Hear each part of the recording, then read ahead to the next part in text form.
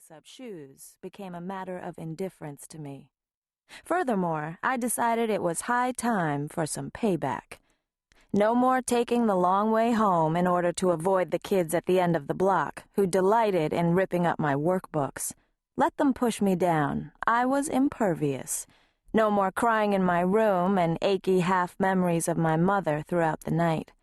My dreams became happy ones, where I liquefied enemies with my rage. My enemies were legion. I wasn't going to stop with school bullies and short-changing shopkeepers, though. No, my thinking was much larger than that. It was global. I hadn't yet figured out what form it would take, but my vengeance was going to be absolutely biblical. Luckily, Grandma Rosetta died just then. Died a hero, actually. She'd never know it, but she saved the world from the havoc I was about to unleash upon it. For I was taken in and raised by her sister Ivy, and along with 100 other miracles that occurred under the loving guidance of my great-aunt and her husband Woodson, I lost all interest in being a notorious Negro girl sociopath. 1. Chicago, 1968. Just how good was the good life for us over there in Africa? It kind of makes you wonder. Long before there was a south side of Chicago, I mean. Long before the Afro-Pick or the Negro Spiritual or George Wallace, before the martyred students at the lunch counters and under the quicklime, before heroin and tap dancing, before the Harlem Renaissance, and before the nightmare of the real Gone with the Wind.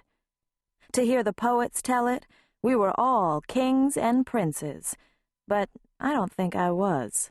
I think I was just an ordinary Joe, make that Jill, as I am a girl, and I was probably just as fucked up and out of it as I am today. But what's the use of that kind of speculation? The point is, they came and got us. Royal lineage or no, it was the cotton patch, the Missy's kitchen, and the massa's bed. And so, the slave called Solomon Lisle begat the one called Edmund, who begat Arthur, who begat Harold and Leland, and oh, there was an awful lot of that going on over the course of some 200 years. Ultimately, in the American Belle Epoque, my great-uncle Woody was begat. Most of the Lisle men sired offspring at will. Woody's lovely wife Ivy wanted babies so much, she did everything short of visiting a witch doctor. They tried and tried, but she was unable to have children. Be careful what you wish for, the saying goes. They wound up with me. Despite that little joke that fate played on them, they nourished and loved me, and now I'm almost 20.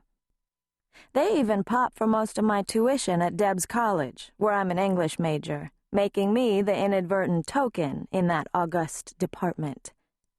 Deb's College looks more like an office building than a university. Situated in the middle of the loop, its campus is the whole of downtown Chicago, and for a quad, we have the splendor of Grant Park, as commodious a place to sit and think as any that I could imagine. So why in hell am I in the underlit, smoke-laden student hangout bar, whimsically named the Yacht Club, making lists on a paper napkin of the names of Woody's forebearers? I'm half drunk, and I'm stalling. That's why. I have to go and see a goodly number of the clan at the annual Lisle Family Gala, being held tonight at the Parkway Inn. I'm already 40 minutes late. Hard to believe. MLK is 8 days dead. And here I am, on a bar stool, trying to recall the names of some distant cousins who live in Joliet. It seems so strange. But then everything has taken on a kind of unreality since they murdered Dr. King. My friend Bobby Vaughn came in and took the stool next to mine. "Hey, Cassandra." "Hey, I couldn't get a booth," I said. "It's packed in here tonight." The Yacht Club was in fact crowded every Friday evening.